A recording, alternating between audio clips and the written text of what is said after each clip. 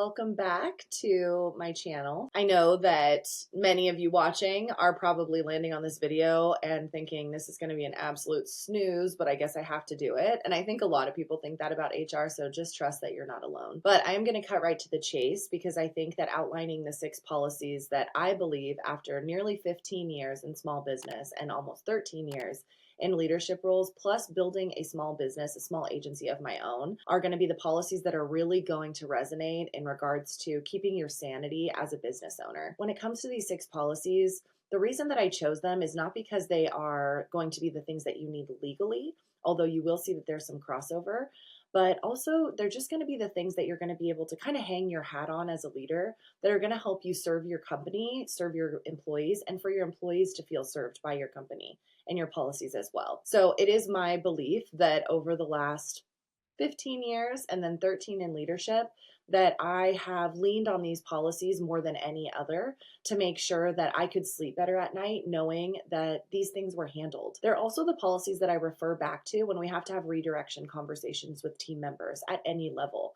Whether that is someone in a directorship role, it's helpful to be able to bring up these policies to drive forward culture, or an employee that needs to be redirected in their behaviors. These are not meant to be something that you're going to use to punish people or be punitive. As a matter of fact, the handbook is actually meant to give people a baseline and a guideline for how to behave, not only on the business side, but also on the employee side. So if that's the type of HR support that you're looking for, then you landed in the right place. But before we get started, I just want to make sure that you all know that there is a resource that we've created, which will hand you your leadership archetype and come with a survival kit, so that no matter what stage you are in leadership or team building, you have to be able to lean into who you really are as a leader and be able to speak to those experiences. So our leadership archetype quiz is going to be a great place to start. And it might be really enlightening for you about what type of culture you want to create and how you can use these 6 policies to move your business forward. I know that understanding your leadership style can greatly impact how you develop and implement these policies.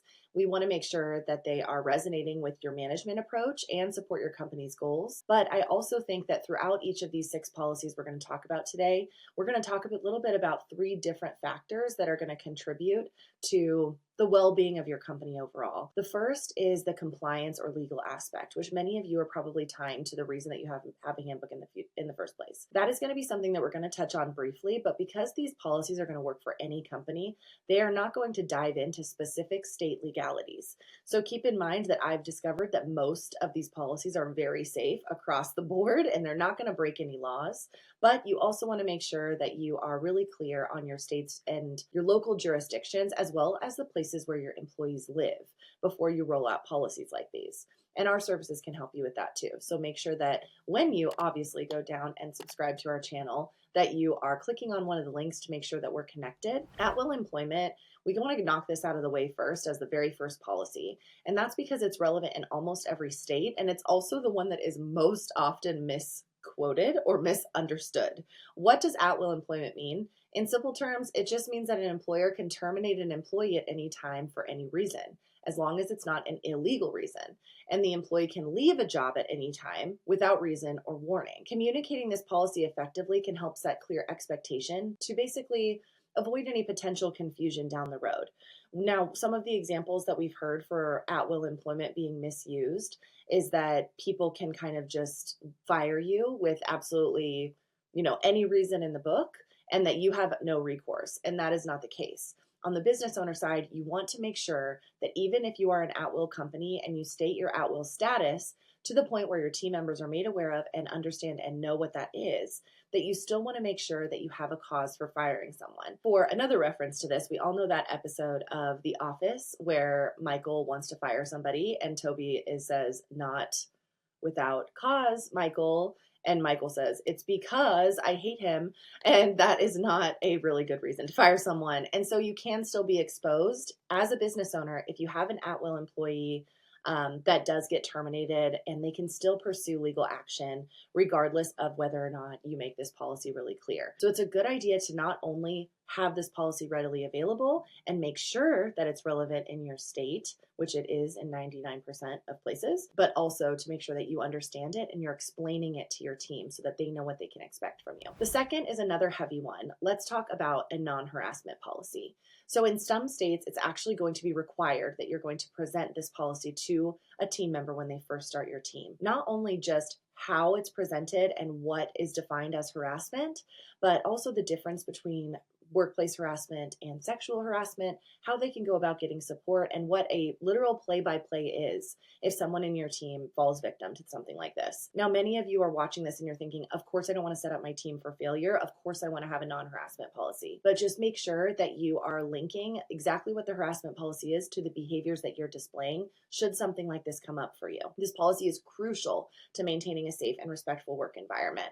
But it's not enough to simply state that harassment isn't allowed. It needs to have additional details, like I mentioned before. So make sure that you're really specific. Where should they report the issue? To whom should they speak to? How will the company protect them during the investigation process? And most importantly, ensure your business follows this process consistently, because it can actually open up other areas of exposure.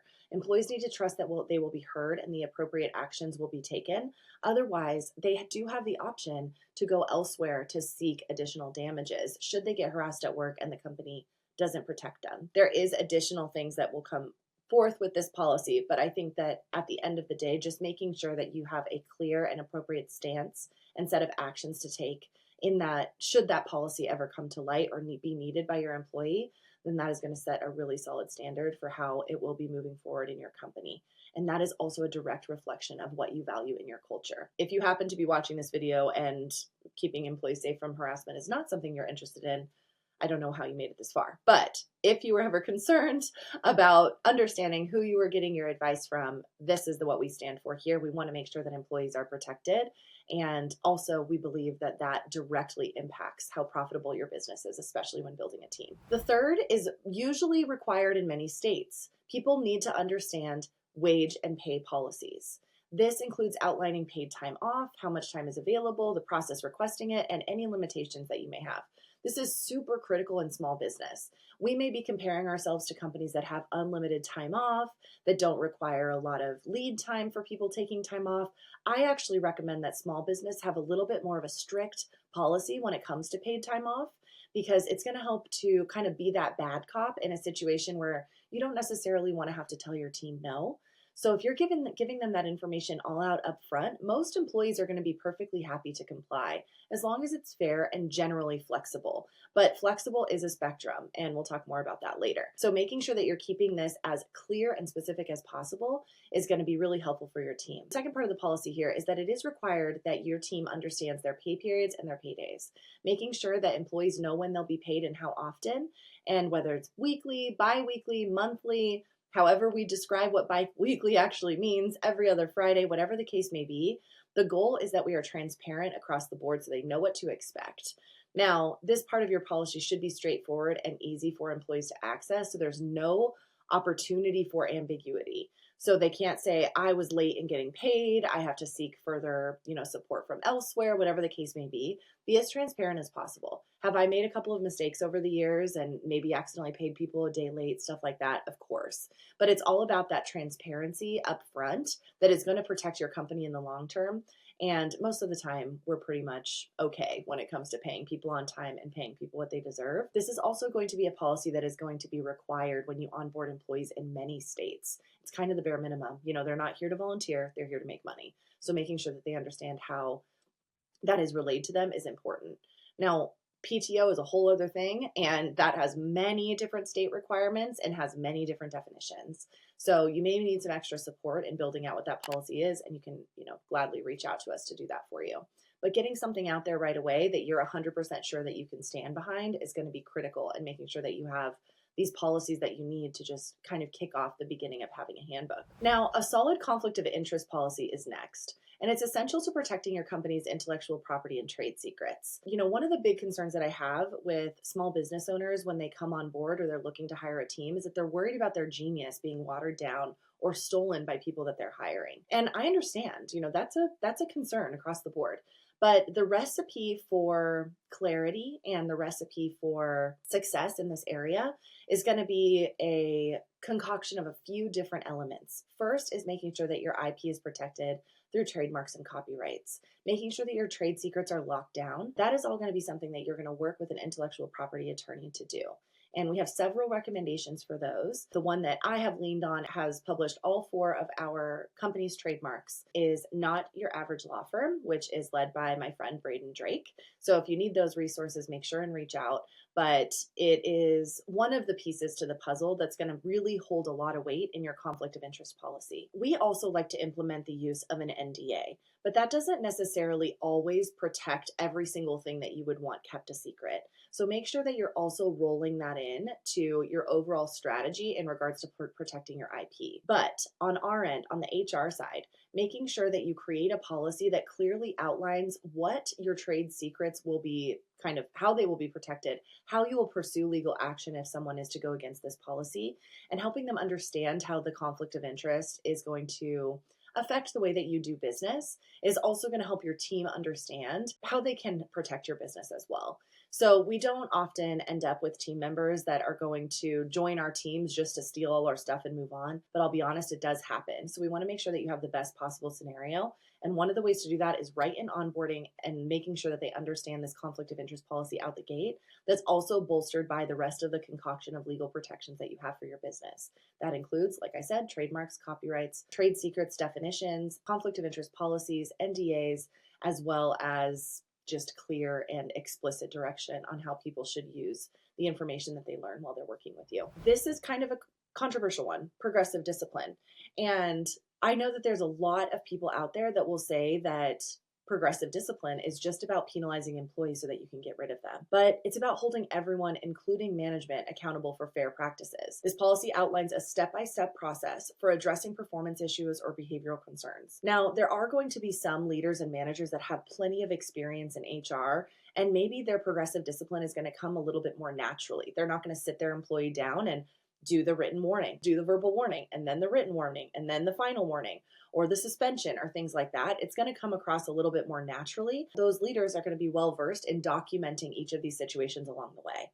I believe that if you are a small business owner, you have to have a progressive discipline policy because it helps business owners really make sure that they are documenting what they need to document to get employees what they need in order to change behaviors and be successful. Contrary to popular belief, a performance improvement plan is actually not just a way to fire someone. If it's used accurately and correctly through good leadership, it can be a way to make sure that you have lower turnover on your team. And by keeping those players on your team, educating and supporting and coaching them through a performance improvement plan, that is usually the result of a progressive discipline policy, then you're actually going to have more profits and higher ROI for your team members and lower turnover, which is one of the most expensive things in business. So the real aim of a progressive discipline policy is to give employees the opportunity to correct their actions and improve before more severe measures are taken. This approach benefits both the employer and the employee by promoting consistency, fairness, and transparency in how disciplinary actions are handled. It also, that transparency does just create additional trust because nothing will erode the trust of you and your team if you've created this culture where everyone's intertwined, cares deeply about each other, wants everyone to be successful, but then a rug gets pulled out from under them. That's not only going to have implications for that team member, but if that was accurately and properly communicated, by the time you get to where a more severe action will be taken, the employee is not going to be surprised and they're probably trying really hard and this just isn't a good match for them, which we don't want people to have to be in uncomfortable employment situations. We don't want people to have to be in traumatic employer situations if your company happens to not be the right fit. And if you're not handling this accurately, it can erode trust not only with that employee, but also with your entire team. So give people the best possible chance to be successful by making sure that you have these policies in place. This is, I don't want to say it's my favorite policy because it sounds crazy, and I would like to think that I'm not one of these type of leaders. But the no tolerance policy has been one of the most instrumental pieces in coaching my team out of any other policy that I have.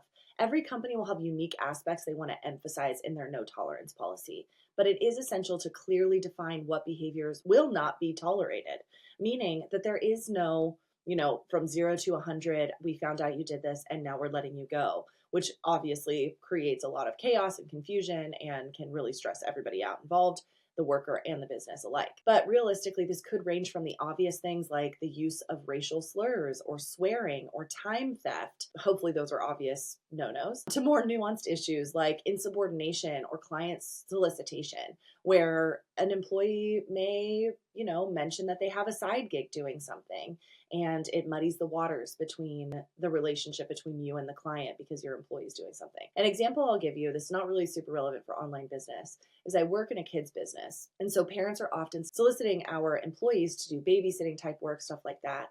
We once had a situation where an employee was babysitting for one of our clients, and although totally separate situations and not really taking away from the company, the employee ended up experiencing sexual harassment while in this agreement outside of work. But then they were still forced to work with that client in the workplace on a day to day basis, which then created a sexual harassment issue in the workplace for our employee from a client. So just kind of keep in mind that may be a more extreme scenario, but it is really important to make sure that your no tolerance policy outlines things that are going to protect your employees from issues at your own workplace, either from each other, from your clients, or even from leadership, especially as we start to grow and develop our own leaders and managers. So, clear no tolerance guidelines will help set the standard for acceptable behavior and show your employees that your company is committed to maintaining a positive and respectful work environment. That doesn't necessarily mean that your no tolerance policy is going to look exactly the same as the one I recommend, but I think it's going to give you a really good start and kind of show you what some of those things can do for you. And then it becomes less of a conversation of, I have to correct every single one of these behaviors every time, and it feels really dramatic and it's really draining, and I always have to be the bad cop, and being a manager sucks, and blah, blah, blah. And more so outlining exactly what you expect from people on their first day of work, so that there isn't a lot of room for discussion in the future. And that creates space where you're not having punitive conversations all the time, but you're actually coaching people to get better at their craft, at their job, at the thing that's actually helping your company make money. Thanks for watching. And don't forget to take our leadership archetype quiz to discover more about your management style and how it influenced the creation and application of your company's policies. Make sure you click the link below to access our Done For You 6 company policies that you can use to start customizing for your own business. It will include policies that we've talked about today, but also just a little bit of a spin on them and really specific to what I actually use in my businesses. And I'll tweak them a little bit here and there depending on, the clients that we're working with, or, things like that. But these 6 policies can be the thing that you start to build on when it comes to building a culture-driven employee handbook for your team. So make sure you subscribe below, take the leadership archetype quiz, really lean into your leadership type, download our 6 policies, and start to weave your leadership archetype into how you decide that you're going to have your employee handbook helping you manage your team by being that bad cop and creating an environment where quiet HR is good HR and benefits both the employer and the employee. Thank you so much for watching, and we'll see you next time.